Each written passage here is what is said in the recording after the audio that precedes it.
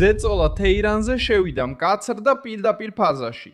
ამ ოთხშაბათს 2026 წლის 15 აპრილს ირანის პრეზიდენტმა მასუდ პესაჩიკიანმა რეაგირება მოახდინა მას შემდეგ, რაც შეერთებულმა შტატებმა საზღვაო ალყა ირანის პორტების რეალურ ბლოკადად აქცია. რაც მოხდა მარტივია გასაგებად. ვაშინგტონმა ზღვით რეჟიმის ეკონომიკური გასასვლელი დახურა და კრიზისის ფასი დამარჩობელ დონემდე აიყვანა. ვინ დგას ამ ყველაფრის ცენტრში? ერთი მხრიდან დონალდ ტრამპი, ამერიკის სამხედრო სარდლობა და შეერთებული შტატების საზღვაო ძალები. მეორე მხრიდან პესაჩიკიანი რევოლუციური გვარდია და ირანის რეჟიმის ბირთვი.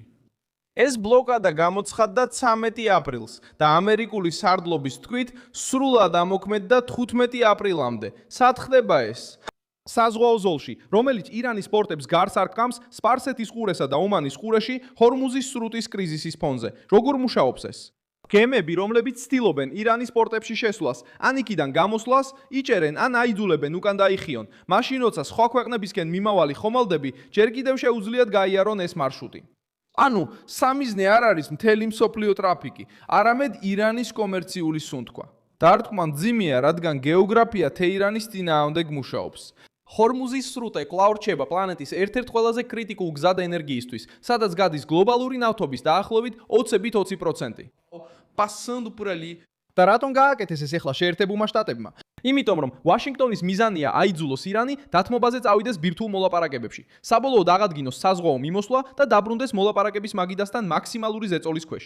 დონალდ ტრამპმა თქვა, რომ ომი დასასრულს ძალიან მიუახლოვდა, მაგრამ კაფიოდ აღნიშნა, რომ მისია ჯერ არ დასრულებულა. ამავე დროს, პაკისტანში შუამავლობით გამართული მოლაპარაკებები ყველაზე სენსიტიურ საკითხებში ჩავარდა, გაგით კუთხეებში ჩავარდა, განსაკუთრებით ურანის გამდიდრების ჩიხში. სხვა სიტყვებით რომ თქვათ, დიპლომატიამ ვერ იმუშავა და შეერთებულმა შტატებმა დაიწყეს ზეწოლა ყველაზე მტკივნეულ ადგილებზე, ვაჭრობაზე, ექსპორტსა და რესურსების შემოსვლაზე. პეზეშკანის პასუხი აჩვენებს, რომ თეირანმა დარტყმა იგრძნო. ირანის პრეზიდენტმა განაცხადა, რომ სპარსეთის ყურეში პრობლემა არსებობს და მსოფლიო არეულობაში აღმოჩნდა.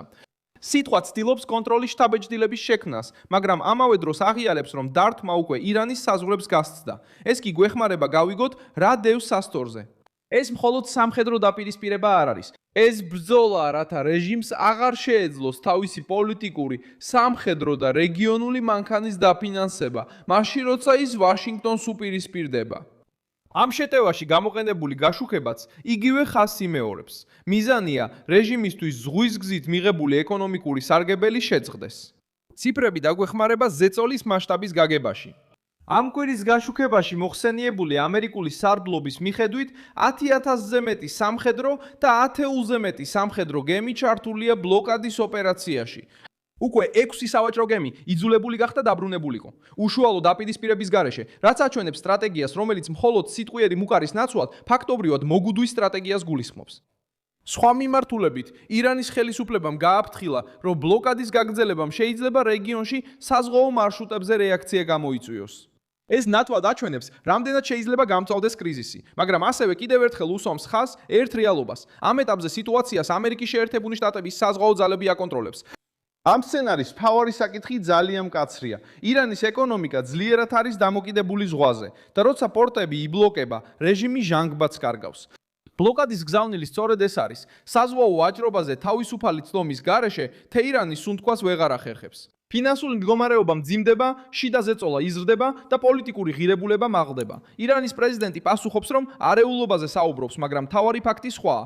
ეკონომიკური დახრჩობა უკვე დაიწყო და შეერთებული შტატები ცდილობს ბლოკადა გადამწყვეტ იარაღად აქციოს, რათა ირანი დააჩოქოს ომში კიდევ უფრო ღრმად ჩართვის გარეშე.